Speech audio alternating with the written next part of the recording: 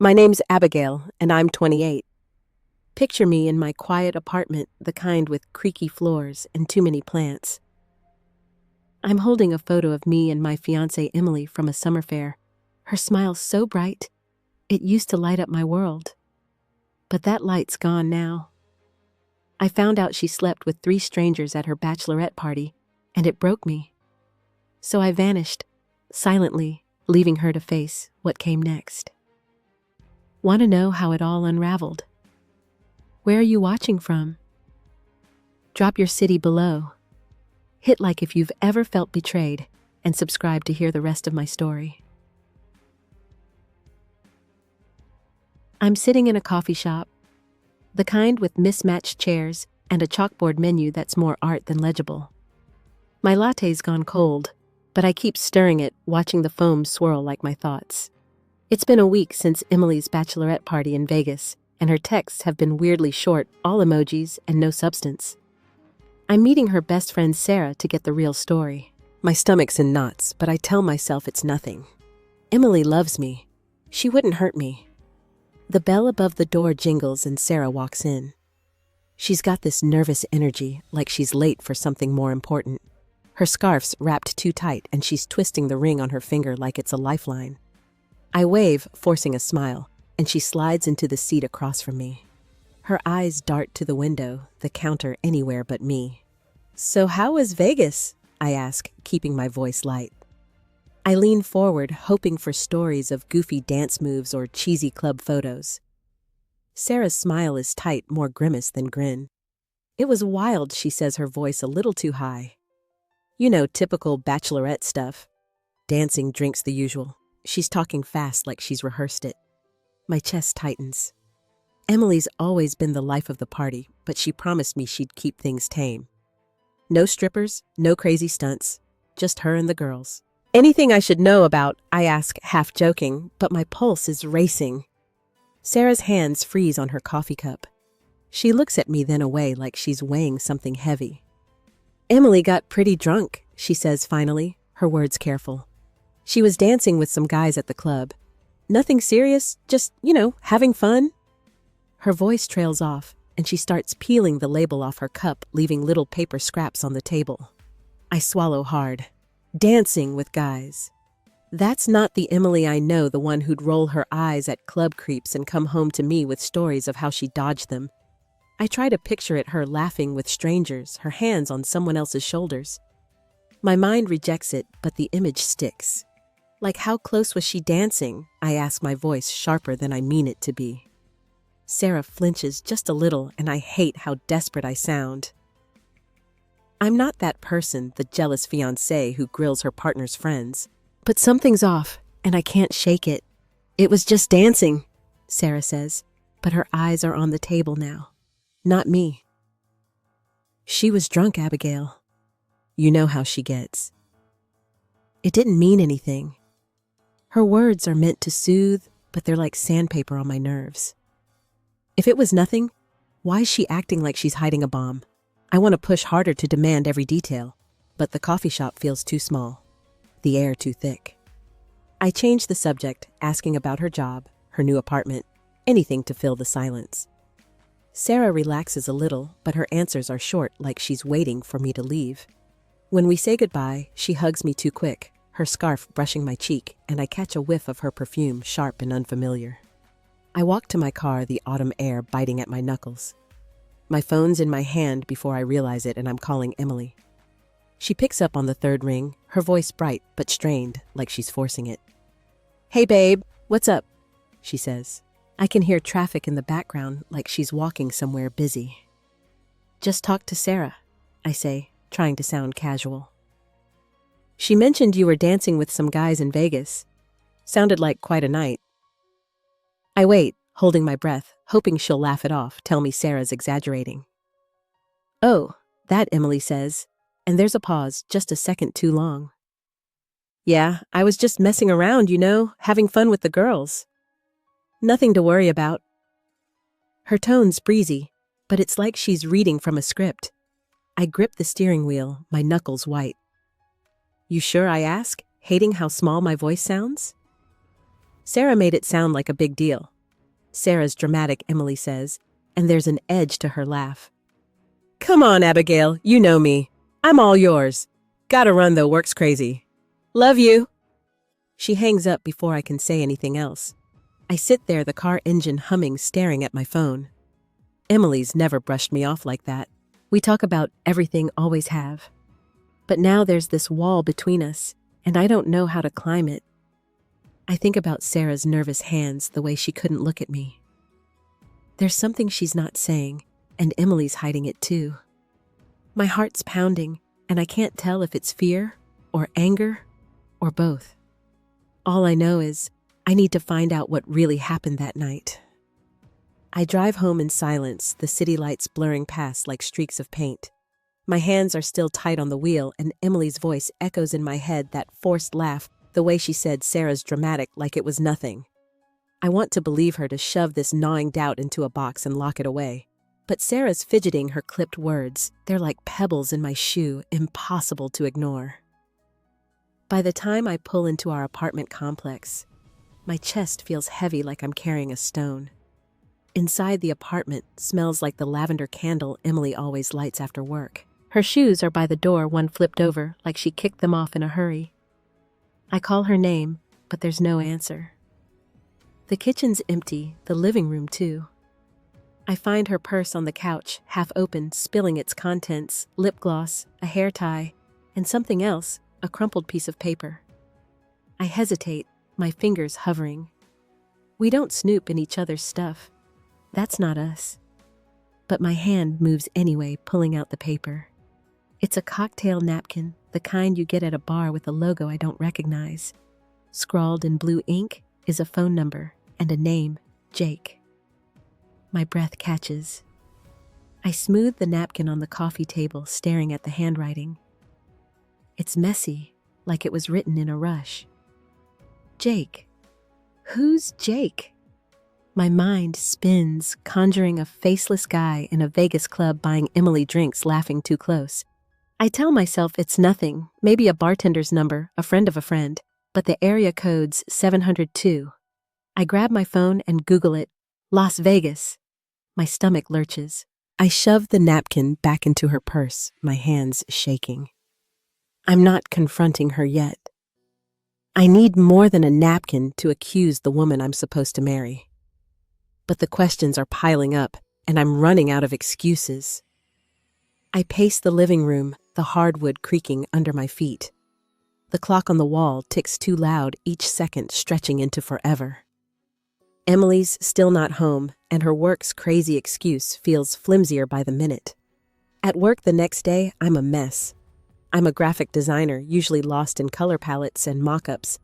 But today I'm just staring at my screen, the same logo spinning in circles. My coworker Lucas notices. He's the kind of guy who's always got a story, usually about his weekend hikes or his dog's latest trick. But today he leans over my desk, his voice low. "You okay, Abigail?" he asks, pushing his glasses up. "You look like you didn't sleep." I force a smile, but it's brittle.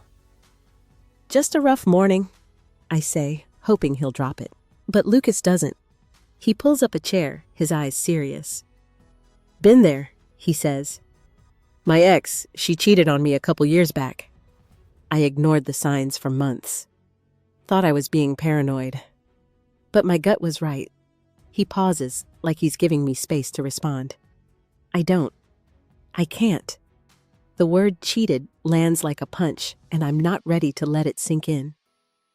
"What'd you do?" I ask, finally, my voice barely above a whisper. "Trusted my gut," he says. Asked questions. Found out the truth. Hurt like hell, but it was better than living a lie. He shrugs like it's simple, but his eyes say it wasn't. He pats my shoulder and heads back to his desk, leaving me with my thoughts. I try to focus on work, but Lucas's words keep circling. Trust my gut. My gut's screaming that something's wrong, but I don't know how to face it. I love Emily. We've planned a life together, picked out wedding flowers, argued over guest lists. She's the one who makes me laugh when I'm stressed, who leaves sticky notes on my laptop with silly drawings. But now I'm questioning every moment, every smile. Was she hiding something even then? That night, I cooked dinner, hoping routine will ground me. I'm chopping carrots when Emily walks in. Her hair damp from the rain. She's all apologies, saying work kept her late again. She kisses my cheek, and I want to melt into her like I always do, but I can't. I'm too aware of the napkin of Sarah's hesitation, of the way Emily's phone keeps buzzing in her pocket. "How's Sarah doing?" I ask, keeping my eyes on the cutting board. "You talked to her since Vegas." Emily pauses just for a second before grabbing a glass from the cabinet. "Yeah, she's good," she says, her voice casual. "Why?" "Just curious," I say, but my heart's pounding. She seemed kinda off when we met, like she was holding something back about the party. Emily laughs, but it's sharp, not her usual warmth. Sarah's always weird after a big night. You know how she overthinks everything. She's pouring water, but her hand's unsteady and a little spills on the counter. She doesn't wipe it up. I want to ask about the napkin, about Jake, about why she's been so distant, but the words stick in my throat. If I ask, and she lies, what then? If I ask, and it's true, what's left of us? I finish cooking in silence, the air between us, thick with things unsaid. We eat, but the food tastes like cardboard, and Emily's phone buzzes again. She glances at it, then flips it face down too quick. Later in bed, I lie awake, her breathing soft beside me. The napkin's hidden in my sock drawer, now a secret I'm keeping from her, just like she's keeping something from me. I think about Lucas, about trusting my gut. I need answers, not excuses. Tomorrow, I'll call Rachel, Emily's cousin, who is at the party. She's blunt, doesn't sugarcoat. If anyone will tell me the truth, it's her. But as I stare at the ceiling, the stone in my chest grows heavier, and I know deep down that whatever Rachel says, it's going to hurt. I'm standing in our kitchen, the knife still in my hand from last night's half-eaten dinner, but I'm not cooking now. My phone's pressed to my ear, Rachel's voice crackling through loud and unfiltered like she's shouting over a crowd. I called her this morning, Emily's cousin, the one who never holds back. I need to know what happened in Vegas, and Rachel's my last shot at the truth. My heart's hammering, and the napkin with Jake's number burns a hole in my pocket. "Abigail, you sure you want to hear this?" Rachel asks, her tone half warning, half tease. She's at some bar, I can tell from the clink of glasses and muffled music. I swallow my mouth dry. "Just tell me," I say, leaning against the counter. The apartment's too quiet, Emily's at work, and I'm alone with my dread. Rachel sighs like she's been holding it in. "Okay, fine. Emily was a mess that night, totally plastered. She was dancing with these 3 guys at the club, like all up on them.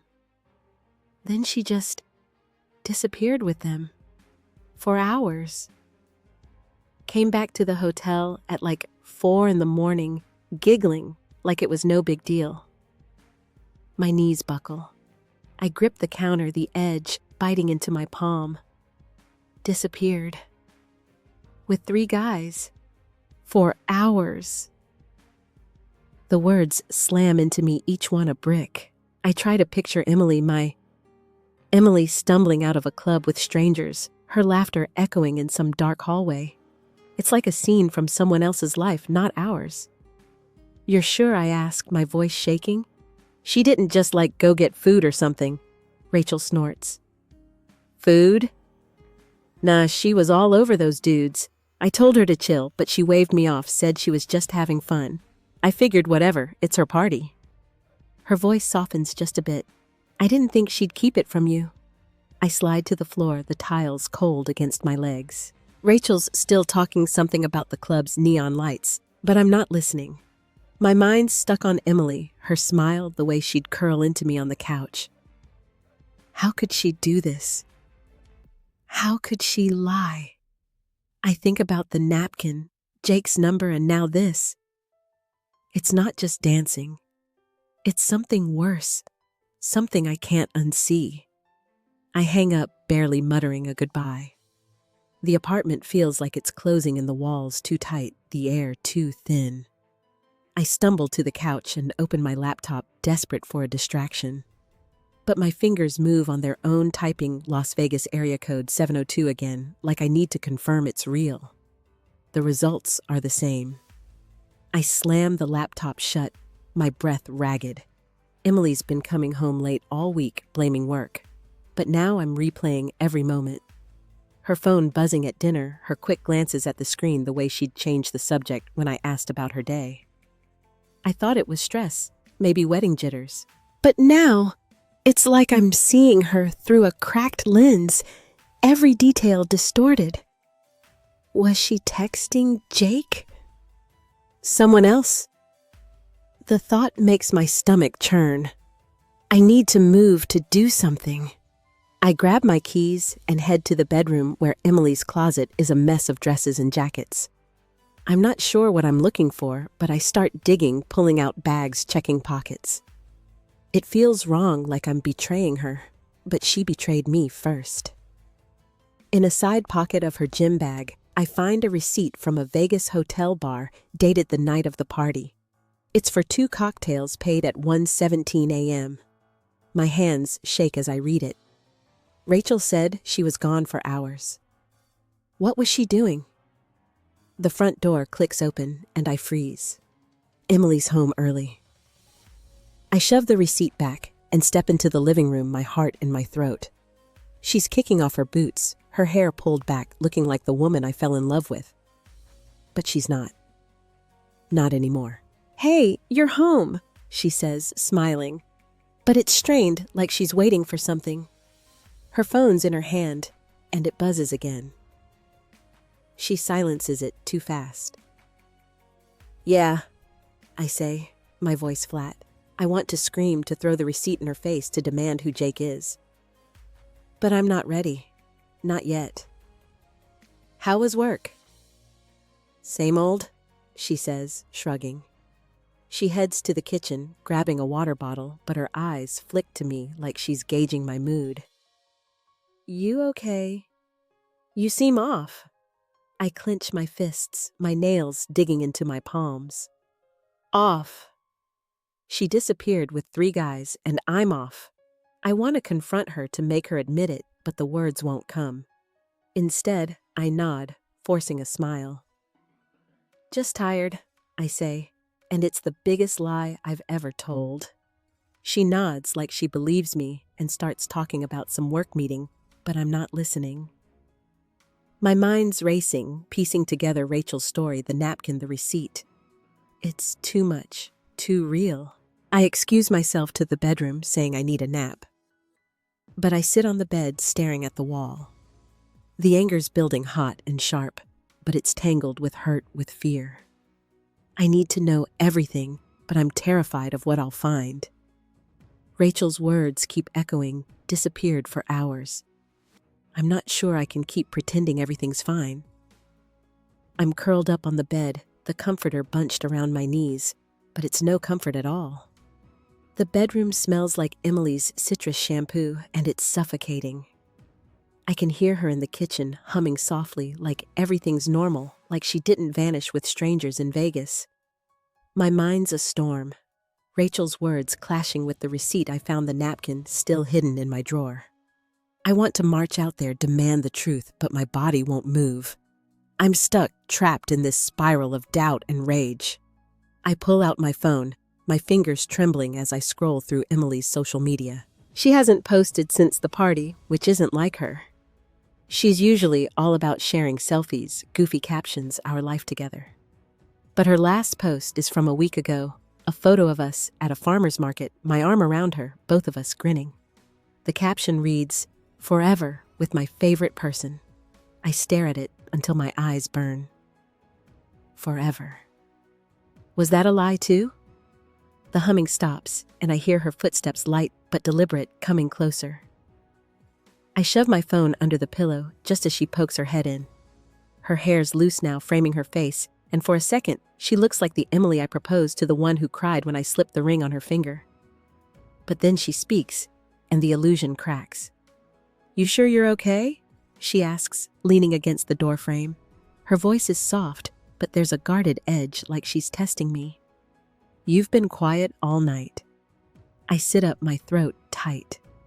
I could ask her now about the guys, the hours she was gone, the receipt. But what if she lies again? What if she tells the truth? I'm not sure which scares me more. "Just a headache," I say, avoiding her eyes. "Long day."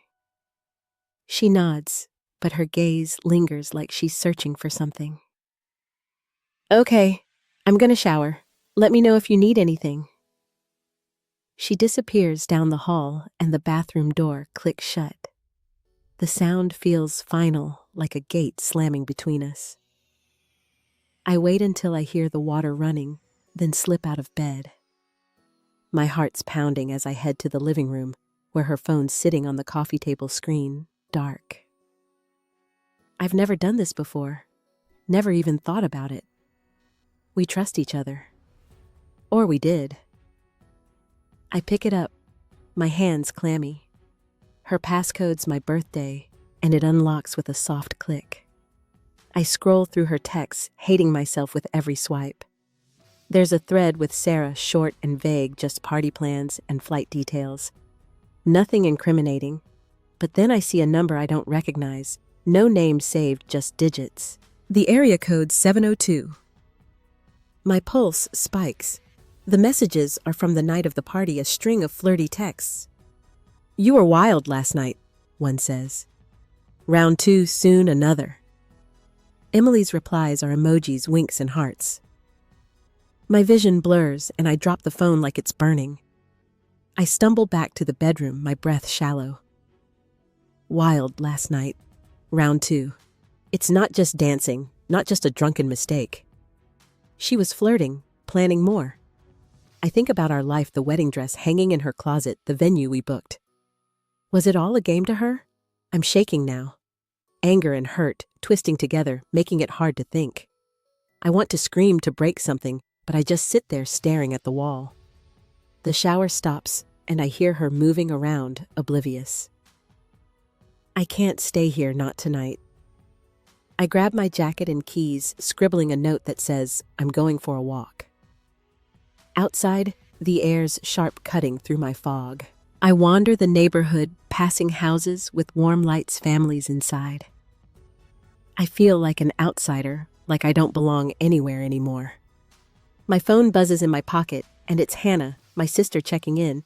She's always had a sixth sense for when I'm falling apart. "Abigail." "What's wrong?" she asks, the second I pick up. Her voice is steady, grounding, but I can barely speak. "I think Emily cheated," I say, the words spilling out. "Rachel told me she left with some guys in Vegas." And I found texts, Hannah. Flirty ones, from someone else. She's quiet for a moment, then says, "Oh, honey, I'm so sorry." She doesn't sugarcoat it, doesn't tell me it's a misunderstanding. Instead, she shares her own story, one I've never heard. "When I was 25, my best friend slept with my boyfriend. I ignored the signs, made excuses. But when I faced it, it broke me. You need to confront her, Abigail. You deserve the truth." Her words hit hard, but they don't make it easier. I thank her and hang up my feet, carrying me to a park nearby. The swings are empty, creaking in the wind. I sit on one, the cold metal biting through my jeans. I pull out an old letter I wrote to Emily, one I found tucked in a book last week. It's from early in our relationship, full of promises, dreams of a future together. I read it in the dim streetlight, my voice breaking on every word. I wrote about trust, about building a life. Now it feels like a cruel joke. I tear the letter into pieces, letting the wind scatter them. But it doesn't help. The pain's still there, sharper now, cutting deeper. Emily's lies, her secrets, they're unraveling everything I thought we were. I can't keep pretending, can't keep smiling through this. I need to face her, to hear it from her mouth. but the thought of her admitting what she did feels like a knife twisting in my chest. I'm not ready, but I can't wait any longer. Tomorrow, I'll confront her. And whatever she says, it's going to change everything. I'm sitting on Clara's couch, the fabric scratchy under my palms, a mug of tea gone cold in my hands.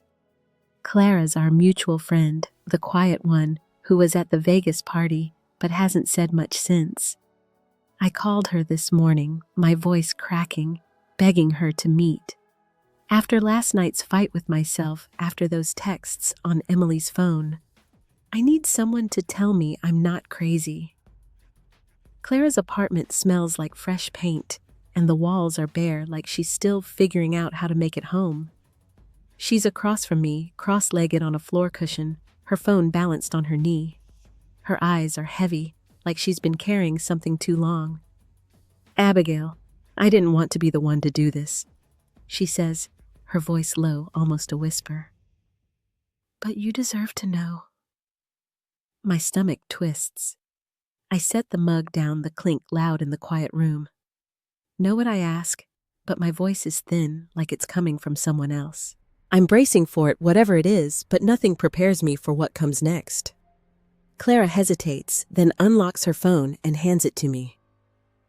"Just look," she says, her fingers brushing mine, trembling.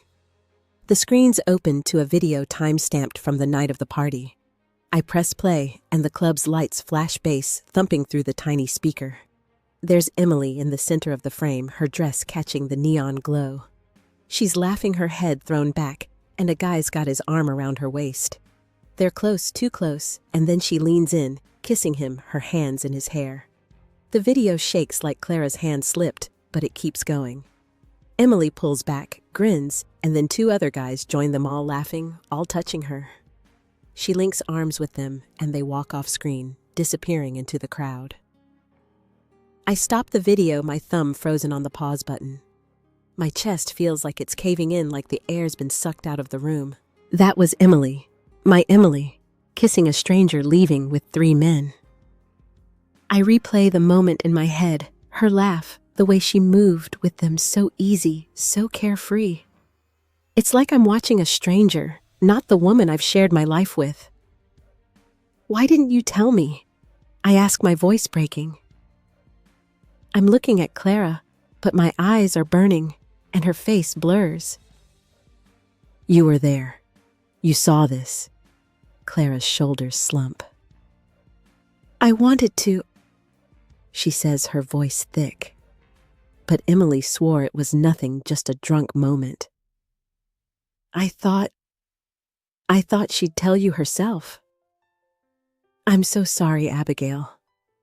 Her apology hangs there useless, because it doesn't change what I saw, what I can't unsee. I hand her phone back, my hands shaking so bad I nearly drop it. "I need to go," I say, standing too fast, my head spinning. Clara reaches for me, but I pull away, grabbing my bag. I'm out the door before she can say anything else, the stairwell echoing with my footsteps. Outside, the air's cold, sharp against my skin, but it doesn't clear the fog in my head. I slide into my car, slam the door, and just sit there, gripping the wheel. The video plays in my mind, over and over like a loop I can't stop. Emily's lips on his, her laugh, the way she walked away with them. I think about the texts I saw, the flirty emojis, the round 2 that made my stomach churn. It's real now, undeniable. She didn't just dance, didn't just flirt. She crossed a line, and she's been lying about it ever since. My hands clench my nails, digging into my palms, and I want to scream, to cry, to do something to make this hurt less. But there's no escape from it. I drive, not sure where I'm going, the city a blur of lights and shadows. My phone buzzes in my bag, but I ignore it. It's probably Emily texting some excuse about being late again. I can't read her lies right now, can't hear her voice acting like everything's fine. I end up at a gas station, the kind with flickering lights and a clerk who barely looks up. I wander the aisles, my mind numb, and grab a cheap notebook, the kind with a flimsy cover and lined pages. I don't know why, but I buy it, clutching it like it's the only thing keeping me together. Back in the car, I open the notebook and start writing, my pen scratching the page. I write about the video, about Emily's laugh, about the way my heart feels like it's been ripped out. The words are messy, raw, spilling out like blood. I write about our first date, how she spilled coffee on her shirt and laughed it off, how I knew I loved her right then. I write about the future we planned, the house we wanted, the kids we talked about. And then I write about now, about how it's all gone, how I don't know who she is anymore. I stop writing when my hand cramps the pages, smudged with tears. I didn't realize I was crying. The gas station's empty now, just me and the hum of the fluorescent lights. I look at the notebook, at the words I've poured out, and it's like seeing my pain for the first time. It's real and it's mine, and I can't keep running from it. I need to face Emily, to show her the video, to hear her say it out loud. But the thought of it, of her admitting what she did, feels like stepping off a cliff. I'm not sure I'm ready to fall. I'm parked outside our apartment, the engine ticking as it cools. My notebook tossed on the passenger seat. The street's quiet, just the hum of a distant lawnmower, but inside me, it's chaos. My hands are still shaking from writing, from reliving that video Clara showed me. I can't stay out here forever, hiding in my car like a coward. I need to face Emily, to make her see what I know. My phone's been buzzing nonstop, her name lighting up the screen, but I've ignored every call. Not anymore. I climb the stairs to our apartment, each step heavier than the last. The hallway smells like someone's cooking curry, and it turns my stomach. Our door's ajar. Emily's voice drifting out sharp and rushed like she's on the phone. I pause, my hand on the knob, catching her words. No, she doesn't know, she says, her tone low, urgent. I'll handle it, okay? Just don't text me again. My blood runs cold. She's talking about me, about what she did, and she's still hiding it. I push the door open, and Emily startles, her phone clattering onto the counter. She's standing in the kitchen, her hair wet from a shower, a suitcase open on the floor. Clothes are spilling out, half folded, like she's packing in a hurry. Her eyes widen when she sees me, and for a split second, she looks guilty, caught. Then her face smooths over, and she's all smiles, like nothing's wrong. Abigail, you're back, she says, too bright, stepping toward me. I was worried. You didn't answer my texts. She's close now, reaching for my hand, but I pull back, my jaw tight. Stop, I say, my voice low, shaking. I pull Clara's phone from my pocket, the one I borrowed before I left her place. I'd copied the video and it's open, ready. I need you to see this. My hands are unsteady as I hit play, the club's lights flashing again. Emily's kiss with that stranger filling the screen. The sound's off, but it's loud in my head, her laugh, the way she leaned into him. Emily's face drains of color. She grabs the phone, her fingers fumbling, and stops the video. Where did you get this? She asks, her voice sharp, like I'm the one who's done something wrong. She's not denying it, not explaining. She's angry, and it's like a slap. Clara showed me, I say, stepping closer, my voice rising. You kissed him, Emily. You left with 3 guys. Hours you were gone? What the hell happened? My chest is heaving, and I'm fighting to keep my voice steady, but it's cracking, breaking under the weight of it all. She looks away, her hands gripping the counter, knuckles white. It's not what you think, she says, but her voice is weak, like she doesn't believe it herself. I was drunk, Abigail. It was a stupid night. It didn't mean anything. Didn't mean anything. I'm shouting now, and I hate how it sounds, how it feels, but I can't stop. You kissed him. You left with them. And you've been lying to me, acting like it was just dancing. Who were they, Emily? Who's texting you? Begging for a round 2? The words spill out raw and jagged, and I'm shaking, my fists clenched. Her eyes snap to mine, wide with panic. "You went through my phone," she asks, her voice rising, turning it on me. "That's low, Abigail. I thought you trusted me." "Trusted you." I laugh, but it's bitter hollow. "You're packing a suitcase, whispering on the phone, telling someone I don't know. And you're calling me low." I'm pacing now. The kitchen too small, the air too thick. I point at the suitcase. "What's this? Going on a work trip? Or running off to Vegas again?" She flinches like I've hit her, and for a second, I think she'll tell me everything. But then her face hardens, and she steps toward me, her voice cold. "You're blowing this out of proportion. It was one night, one mistake. You're making me the villain because you can't handle a little fun." Her words are a knife twisting deep. A little fun. That's what she calls it, betraying me, shattering us. I'm about to fire back to demand more when she grabs her phone and scrolls, her fingers frantic. She shoves it in my face, a photo from that night, her with the 3 guys all smiling, her arms around 2 of them. "See? Just friends I met. Nothing happened," she says, but her voice shakes, and the photo's worse than the video. She's glowing, happy, like she's exactly where she wants to be. I push the phone away, my vision blurring. "Stop lying," I say, my voice barely a whisper now. "Just tell me the truth, Emily.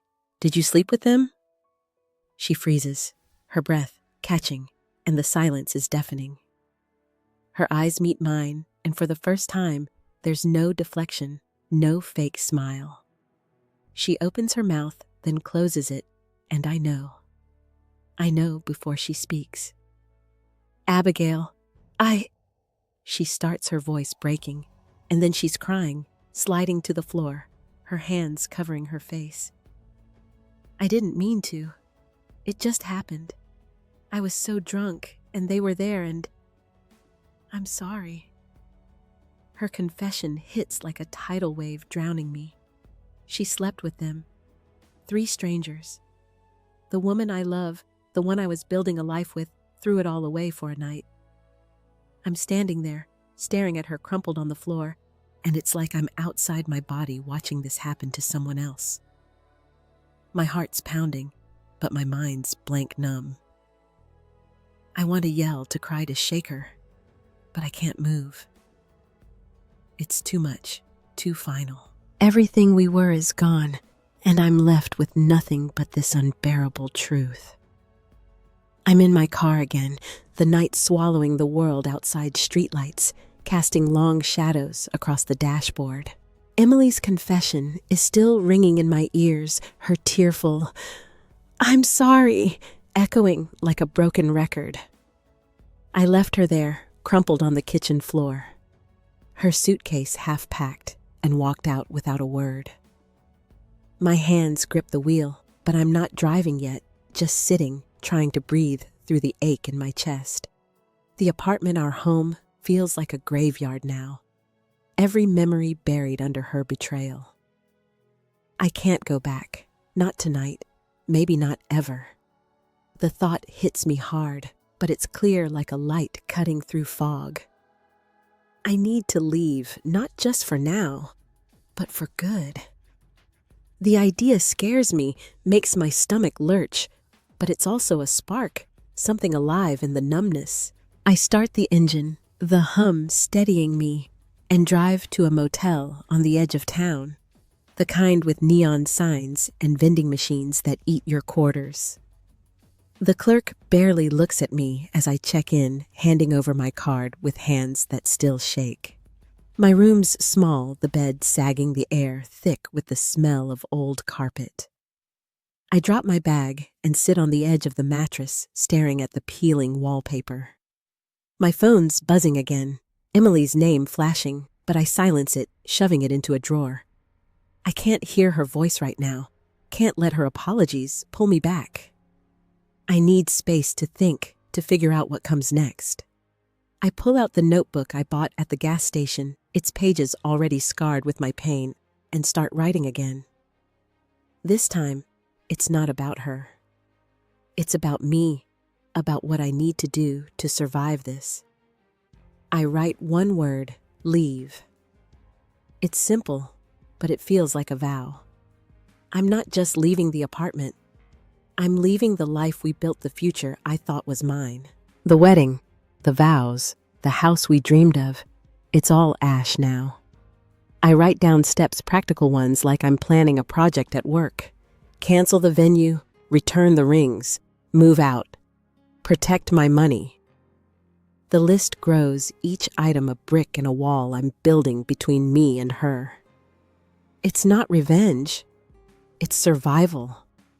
I need help, though, someone to keep me grounded. I call Hannah, my sister, her number the only one I want to dial right now. It's late, but she picks up on the second ring, her voice thick with sleep but sharp with worry. Abigail. Where are you? Are you okay? I'm at a motel. I say, my voice steadier than I feel. Emily admitted it, Hannah. She slept with them. 3 guys. I walked out. Saying it out loud makes it real again, and my throat tightens, but I push through.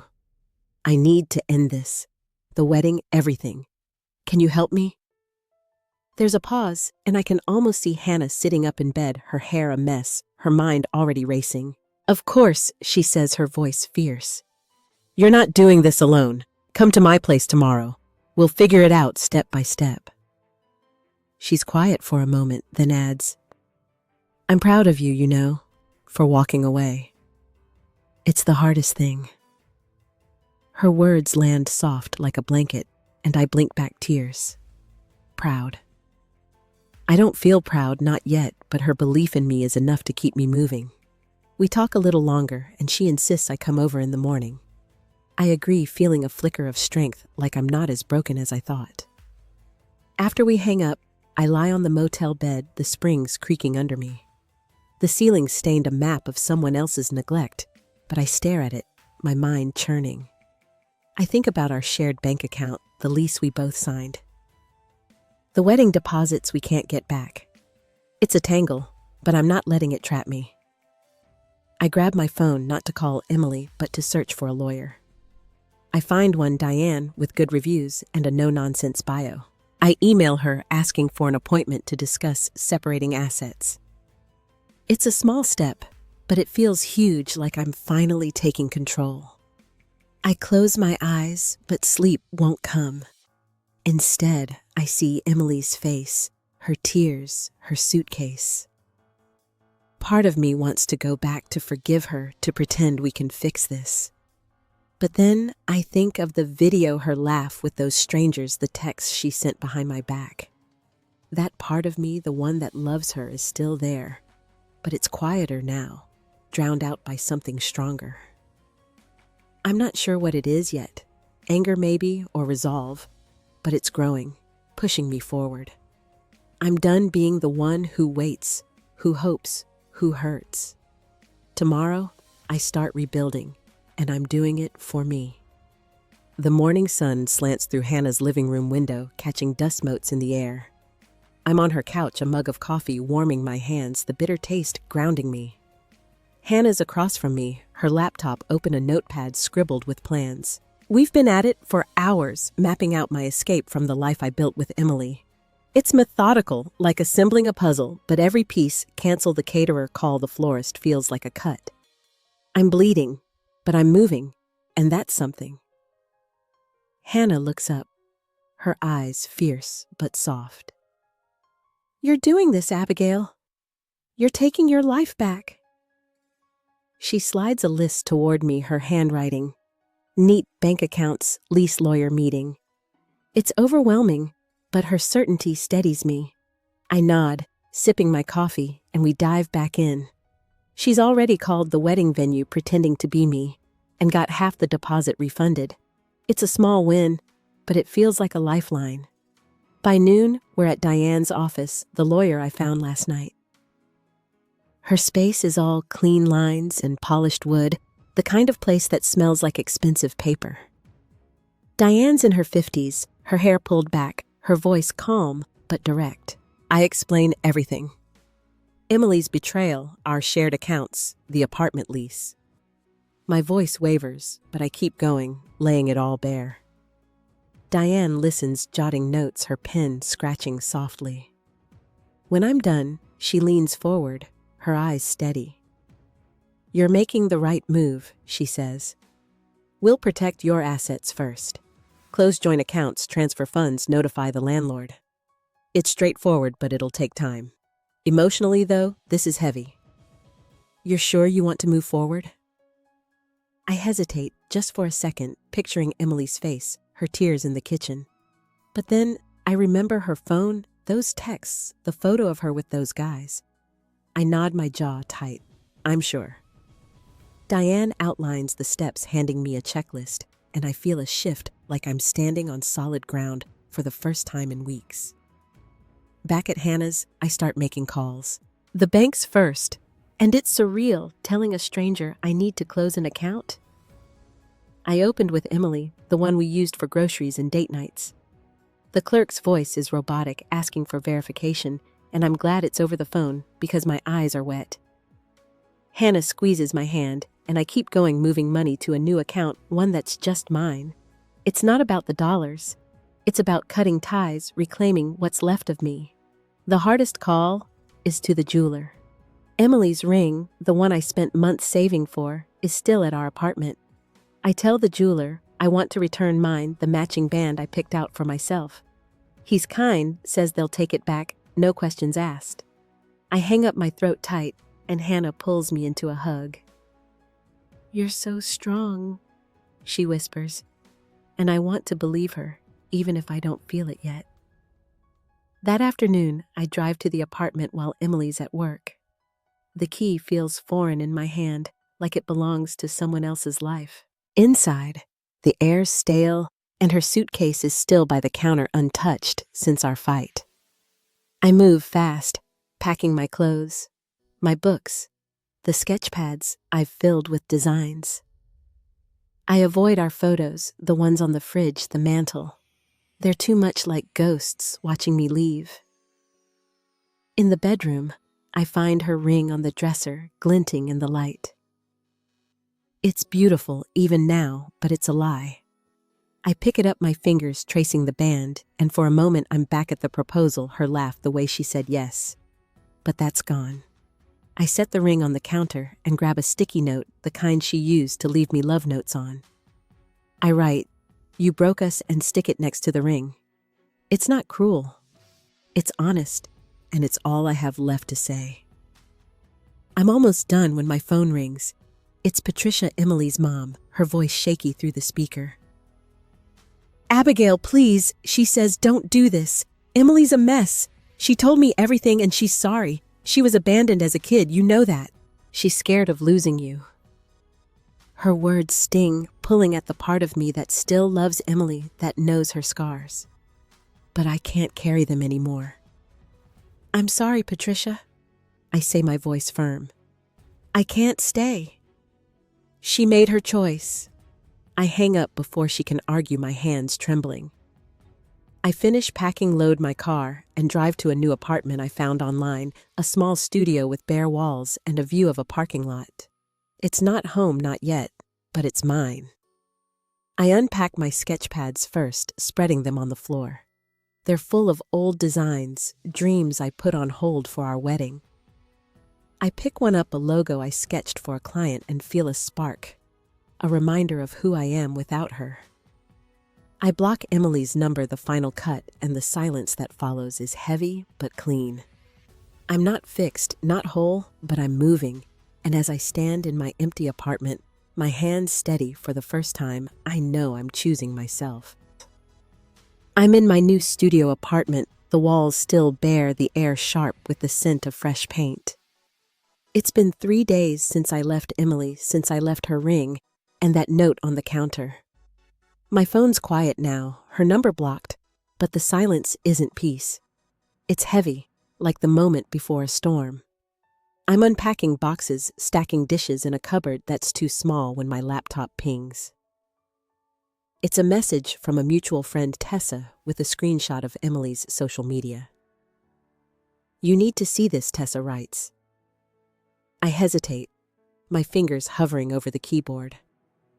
I don't want to look, don't want to be pulled back into her world, but curiosity wins. The screenshot shows Emily's post, a blurry photo of a bar, her hand wrapped around a glass. The caption's long, rambling. Sometimes you mess up, and the one person who matters walks away. I'm not perfect, but I'm trying. Comments flood in, friends offering support, strangers piling on with advice. One says, "She doesn't deserve you, Em." My stomach twists. She's painting herself as the victim, and I'm the one who left. I close the laptop, my hands clammy. I expected anger from her, maybe tears, but not this. She's out there spinning a story while I'm here trying to piece myself back together. It stings like salt in a cut, but I don't have time to dwell. I grab my bag and head to a community center across town, a place Hannah found for me. They run free therapy groups, and I signed up yesterday, desperate for something to anchor me. The center's in an old building. Its floors scuff the air warm with the smell of brewed coffee. I'm early, so I sit in the hallway, my sneakers tapping against the linoleum. A woman walks by, her badge reading Zoe Group Facilitator. She's got a kind face, lines around her eyes that say she's seen things. "You here for the support group?" she asks, her voice gentle. "Yeah," I say, my throat tight. "First time." She nods like she's heard it before. "It's a good step." "You'll find your way." Her words are simple, but they land soft like a promise. I follow her into a room with folding chairs arranged in a circle. A few people are already there, their faces a mix of tired and hopeful. I take a seat, clutching my notebook, the one I've been writing in since that night at the gas station. Zoe starts the session, asking us to share if we're ready. I'm not, so I listen. A man talks about losing his job, a woman about her sister's addiction. Their stories are different, but the pain's familiar, like a thread connecting us. When it's my turn, I freeze, my mouth dry. But Zoe's eyes meet mine, steady, and I start talking. "My fiance cheated," I say, my voice low. "I left her, moved out. But now she's posting online, acting like I'm the one who hurt her. I feel guilty somehow, like I should have stayed." The room's quiet, but it's not judgment. It's space, room to breathe. Zoe leans forward. "Guilt's heavy," she says. "But you chose yourself. That's not small." Her words sink in, and I nod my chest, loosening just a fraction. The group moves on, but I'm stuck on what she said. Chose myself. It's true, but it doesn't feel heroic. It feels raw, like I'm walking on broken glass. After the session, I linger, helping Zoe stack chairs. She tells me she left an abusive partner years ago, how it took everything to walk away. "People will rewrite your story," she says, folding her arms. "They'll make you the villain to feel better. Don't let it pull you back." Her voice is firm, and I want to hold on to it, to carry it with me. Back at my apartment, I'm unpacking again when my phone buzzes. It's Lucas, my coworker, checking in. He's been texting since I missed work, his messages light but kind. "You good?" he asks. I'm not, but I text back. "Hanging in there." He replies with an invite to a group hike this weekend, says it'll clear my head. I don't commit, but the idea of fresh air, of people who don't know my story, feels like a small light in the dark. I'm setting up my bed, smoothing the sheets, when another message comes through, this time from Clara. "Emily's at your old job," she writes. "Showed up asking for you. She's a wreck." My heart stumbles. Emily at my workplace looking for me. I picture her in the lobby, her eyes red, her voice pleading. Part of me wants to run there to hear her out, but Zoe's words echo, "Don't let it pull you back." I don't respond to Clara.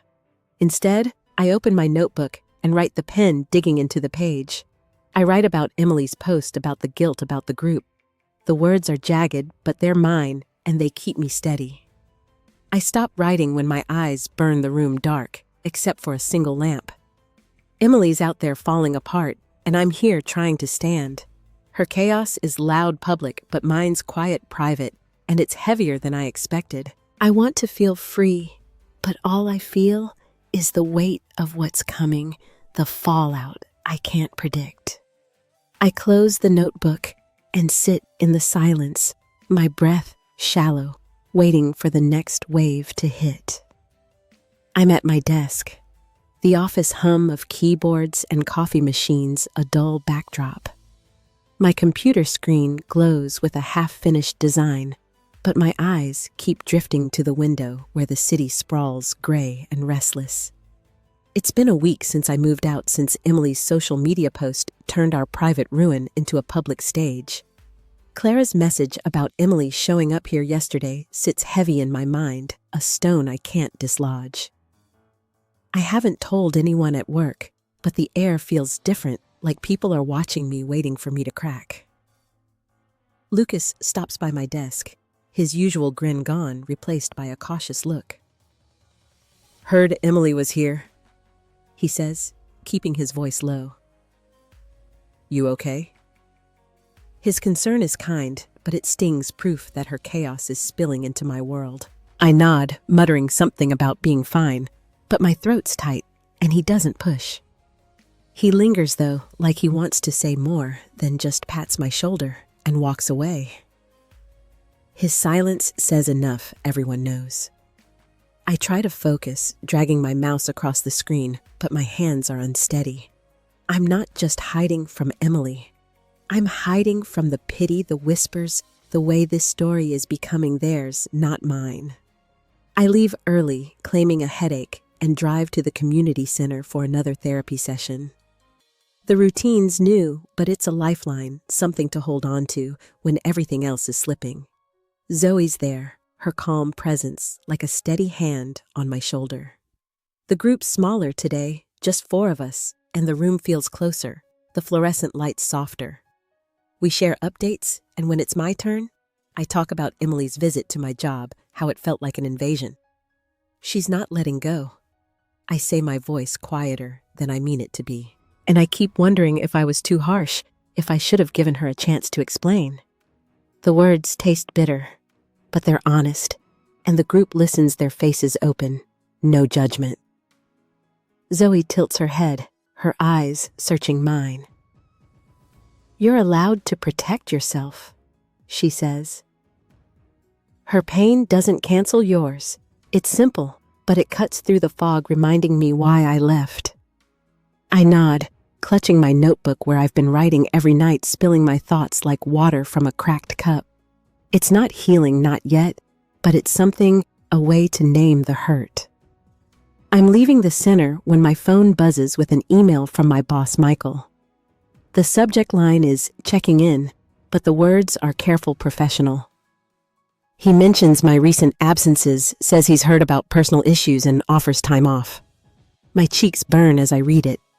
Even Michael knows, and his kindness feels like a spotlight exposing me. I don't reply. Just shove the phone in my pocket and drive home, the city lights blurring into streaks. At my apartment, I'm barely through the door when there's a knock. My heart jumps, half expecting Emily, but it's a delivery guy with a package. It's small, wrapped in plain brown paper, my name scrawled in unfamiliar handwriting. I open it on the counter, and inside is a keychain, one Emily and I bought on a road trip last year. It's shaped like a tiny cactus chipped from wear, and there's a note folded beneath it. I found this in my car. It says in Emily's handwriting, "Thought you'd want it. I'm so sorry." No signature, just those words, and my breath catches sharp and painful. I hold the keychain, its edges digging into my palm, and it's like holding a piece of our past, a moment when we were whole. But it's tainted now, a reminder of her betrayal, her refusal to let me go. I want to throw it out to burn the note, but I just stand there, frozen, the weight of it all pressing down. I set it on the counter next to a stack of unopened mail and sink onto the couch, my hands covering my face. The room's dark, the only light from a street lamp outside casting shadows on the bare walls. I think about Emily, about her showing up at my job, sending this package clinging to pieces of us. I think about Michael's email, Lucas's quiet concern, the way my life feels like it's unraveling in slow motion. I open my notebook, but the pen stays still, my thoughts too heavy to write. Zoe's words echo, "Protect yourself," but right now, I don't feel protected. I feel exposed, raw, like a nerve laid bare. Emily's chaos is everywhere, and I'm caught in its wake, waiting for the next blow, knowing it's coming. I'm walking along the edge of a lake, the water lapping softly against the shore, the kind of sound that could lull you to sleep if you let it. It's early, the sky still pink at the edges, and the park's empty except for a jogger in the distance. My sneakers crunch on the gravel path, and I'm carrying a thermos of tea, its warmth seeping through my gloves. It's been 2 weeks since Emily sent that keychain, since her chaos tried to claw me back. I'm still raw, but today, for the first time, I feel a quiet inside me, like the world's holding its breath. The lake's surface is smooth, reflecting the clouds like a painting. I stop at a bench, it's wood-weathered, but sturdy, and sit pulling my knees up. I've been coming here lately, not to think, but to feel, to let the hurt settle into something I can carry. My notebook's in my bag, but I don't open it. Instead, I sip my tea chamomile with a hint of honey and watch a duck glide across the water, its ripples spreading slow and deliberate. I think about the girl I was a month ago, the one who trusted Emily with everything, who planned a wedding with her heart wide open. That girl's gone, or maybe she's just changed, grown into someone who knows pain, but doesn't let it define her. I don't hate Emily anymore. I don't love her either, not like I did. It's a strange space, this in-between, but it's mine, and I'm learning to live in it. My phone buzzes, a text from Lucas, the coworker who's been checking in more than I expected. He's organizing that group hike he mentioned, says it's this weekend up a trail with views that'll make you forget your troubles. "You in?" he asks, and I smile just a little. I haven't said yes yet, but I'm leaning toward it, craving something new, something that's not tied to her. I text back, "Maybe," and it feels like a step small, but real. I'm about to get up when I notice a woman nearby sketching on a pad, her pencil moving in quick, sure strokes. She's older, her hair streaked with gray, and she's focused like the world's just her and the page. I watch for a moment, reminded of my own sketch pads, the ones I've barely touched since moving out. I used to lose hours in my designs, dreaming up logos, patterns, worlds of my own. Maybe it's time to start again, to remember who I am when I'm not someone's fiance. Back at my apartment, I pull out a sketch pad, dust clinging to its edges. I flip to a blank page and start drawing, not planning, just letting my hand move. Lines become shapes, a swirl of leaves, a skyline at dusk. It's rough, but it's mine, and for the first time in weeks, I feel a spark, a piece of myself coming back.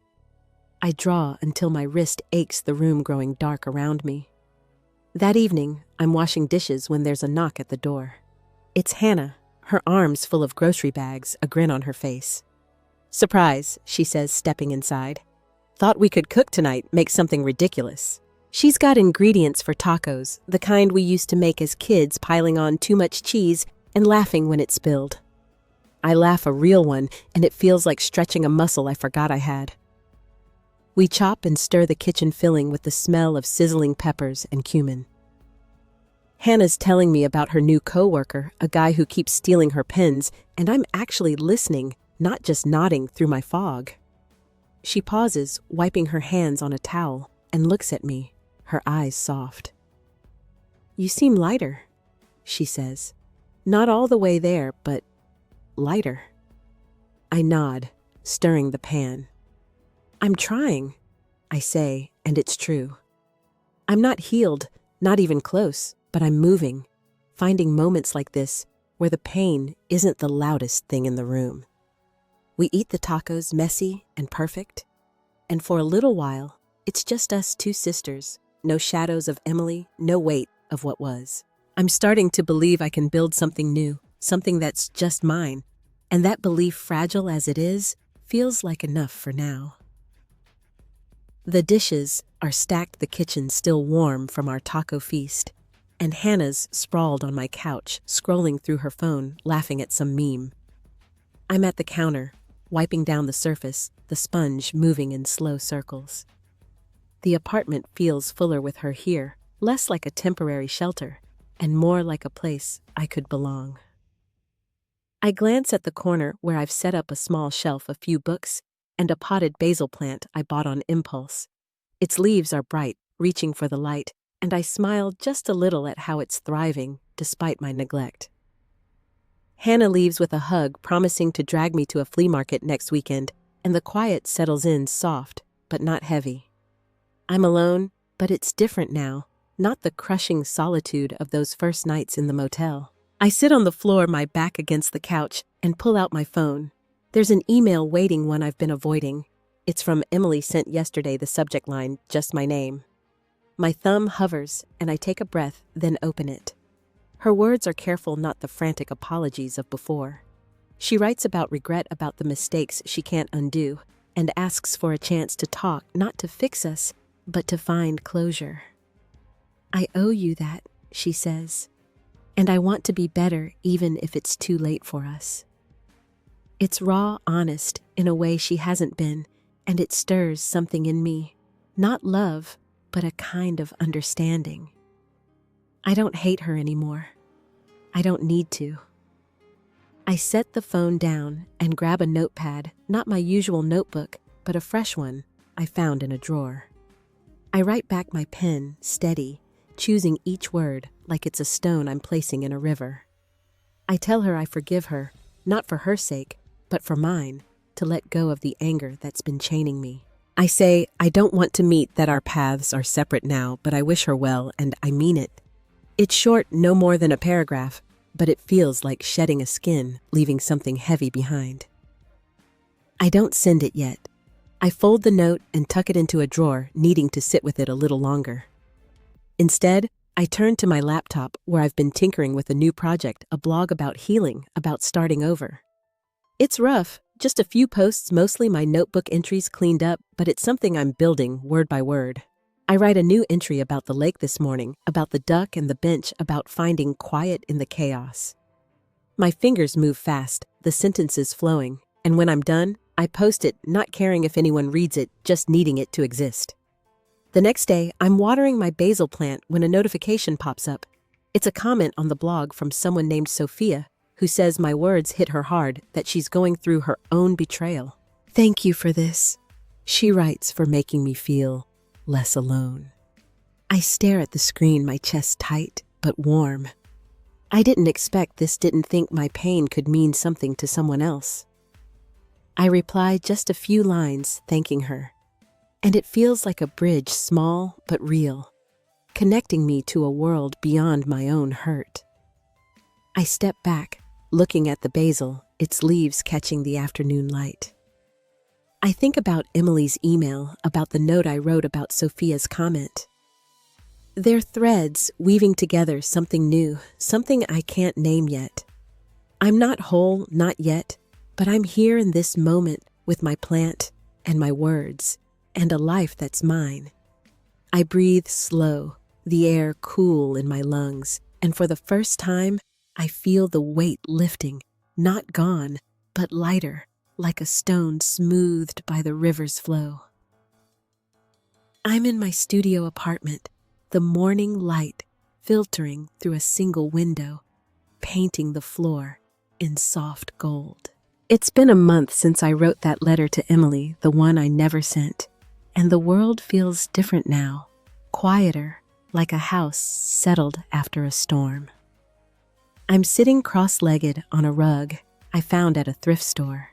My laptop open, a cup of coffee cooling beside me. The screen glows with my blog, the one I started on a whim now alive with comments from strangers who've become something like friends. I scroll through the latest posts, my words about loss and rebuilding staring back at me. There's one from yesterday about a moment at the grocery store picking out apples and realizing I was actually humming for no reason at all. It's small, but it's mine, a sign of life creeping back in. The comments are kind people sharing their own small victories, their own steps out of the dark. One's from Sophia, the reader, who first reached out saying she's started journaling because of me. I read it twice, my throat tight, not with pain, but with something warmer, like gratitude. I set the laptop aside and stand stretching my joints, popping softly. My apartment's coming together, bit by bit. There's a second-hand bookshelf, now stuffed with novels and art books, and a string of fairy lights draped over the window, their glow gentle at night. I've been painting too, not just sketching, but actual canvases, bold colors, and messy strokes. They're not perfect, but they're honest, and every brushstroke feels like a piece of me reclaimed. Today's a coffee shop day, a ritual I've started meeting Sophia in person for the first time. I walk to a place downtown, the kind with exposed brick and baristas who know your order. Sophia's already there at a corner table, her dark hair tucked behind her ears, a nervous smile on her face. She's younger than I expected, maybe mid-20s, with eyes that carry the same weight I know too well. We hug, awkward but real, and sit with our drink steam curling between us. "You're exactly how I pictured," she says, stirring her latte. "Your blog, it's like you're talking right to me." Her voice is quiet, but there's strength in it, the kind that comes from surviving. She tells me about her ex, a guy who lied for years, and how she's learning to trust herself again. I listen nodding and share a little of my own story. Not the details of Emily's betrayal, but the after the slow work of rebuilding. It's like planting something I say, tracing the rim of my mug. You don't see it grow every day, but one morning, there's a sprout, and you realize you've been tending it all along. Sophia smiles, and we talk for hours about healing, about the small things that matter, like a good song or a walk in the rain. It's not therapy, not exactly, but it's close, a shared space where our scars don't feel so heavy. I leave the coffee shop lighter, the city bustling around me, people hurrying to jobs or lunches. I'm not one of them, not yet, but I'm getting there. Work's been better too. Michael, my boss, called me into his office last week, not to check on me, but to offer a new project, a big one, designing a campaign for a local nonprofit. He said he saw something in my recent work, a spark he hadn't noticed before. I took it, and it's been waking me up, early ideas buzzing before my alarm. Back home, I stand at my window looking out at the parking lot, the ordinary sprawl of cars and concrete. It's not a view anyone would call beautiful, but it's mine, and that's enough. I think about the girl I was, the one who thought love was enough to fix anything. She's still in me, but she's wiser now, softer in the right places, harder in others. I'm not done healing, but I'm living, and as I watch the light shift outside, I feel a calm settle, like a page turning ready for what's next. I'm at my kitchen counter, a single bulb casting a warm glow over the room, my hands cradling a mug of peppermint tea. The steam curls upward, and I watch it dissolve my thoughts, drifting to the journey that brought me here. It's late, the kind of quiet where you can hear your own heartbeat, and I'm alone, but it's a good alone, the kind that feels full instead of empty. My blog's open on my laptop, the cursor blinking, waiting for me to finish a post. I started this morning one about what I've learned since Emily broke my world apart. I think about the nights I spent lost, the ones where I couldn't see past the pain, where every breath felt like a fight. I think about the steps I took, small at first, like writing in that cheap notebook, moving to this apartment, finding Sophia and the others who showed me I wasn't alone. Each one was a choice not to forget, but to keep going, to build something new from the ashes. I start typing, my fingers steady, the words coming slow, but true. I write about freedom, Not the kind that comes from winning or being right, but the kind you find when you let go of what's no longer yours. I learned to forgive Emily, not because she deserved it, but because I deserve to be free from anger. I learned that trust once broken doesn't have to stay broken forever, not if you start with yourself. I learned that pain is a teacher, harsh but honest, showing you who you are when the lights go out. And I learned that I'm enough, not because someone loves me, but because I'm here, still standing, still growing. I finished the post and hit publish, the screen glowing softly. It's not for Emily, not for anyone else. It's for me, a marker of how far I've come. I think about the work I'm doing now, the campaign for the nonprofit, how it's given me purpose, a way to pour my heart into something bigger. I think about the hike I went on with Lucas and his friends last weekend, the way the wind felt on my face, the laughter that came easy, unforced. I think about Hannah, her steady presence, and Sophia, who's become a friend, someone I text about books and bad coffee. I stand and walk to a small frame on my wall, a quote I wrote in my notebook months ago, now inked in my own hand, I am enough. It's simple, but it's everything, a reminder that I don't need to be perfect, just present. I touch the glass, my fingers lingering, and feel a quiet pride, not loud, but deep, like a root taking hold. The past is still there, a scar I'll always carry, but it's not the whole story.